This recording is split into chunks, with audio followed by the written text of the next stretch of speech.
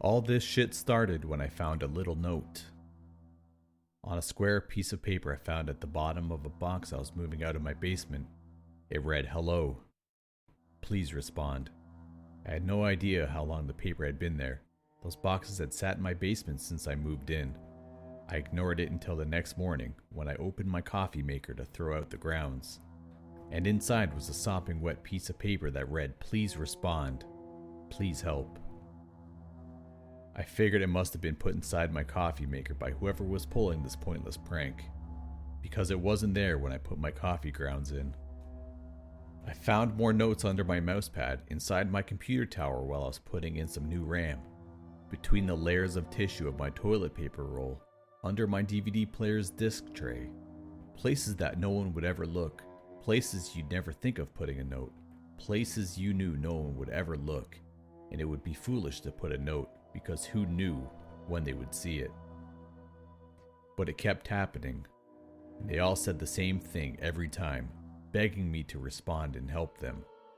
Being the idiot that I am, one day I got fed up when I found one inside a cup in my dishwasher, right after I had run it. The paper was dry. I wrote on the back of it, "Hello, I'm responding.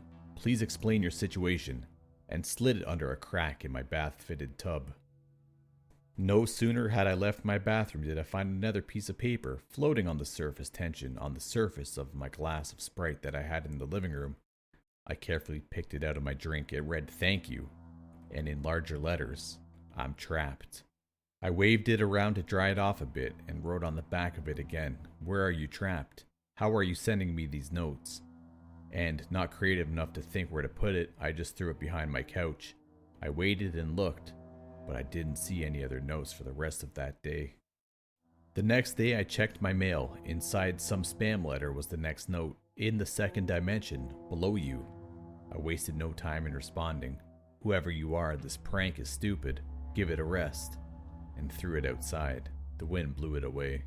The next note I got was still in obnoxious capital letters, though it was much longer than before, and the last sentence seemed to have been squeezed into the remaining space. I think it was a passage from some encyclopedia textbook. The first dimension is a defined point in space. The second dimension, this was underlined, is anything that exists with height and width, while the third adds on length, the fourth includes time, and the fifth is the past.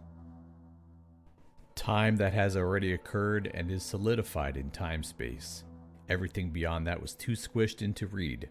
I rolled my eyes and responded again. "How can you read this if you're in the second dimension? How can you even exist?"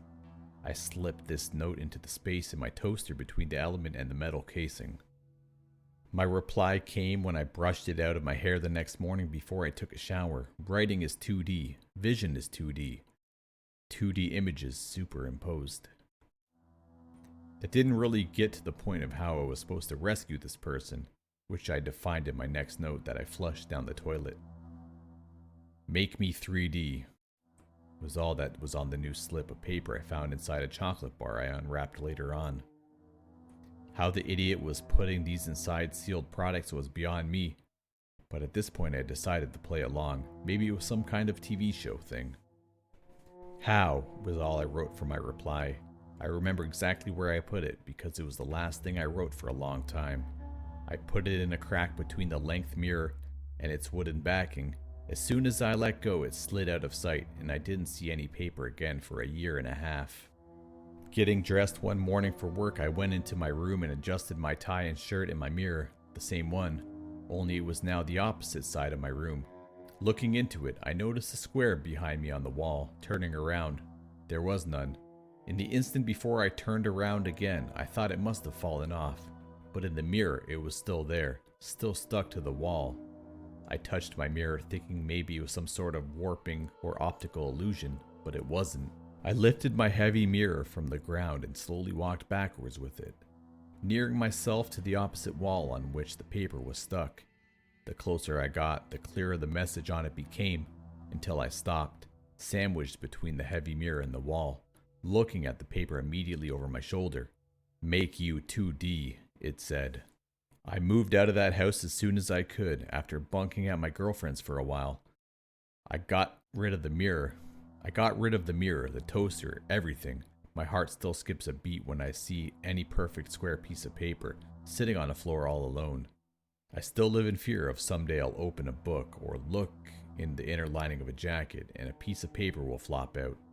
I check all my things now, constantly. I also don't drink coffee anymore.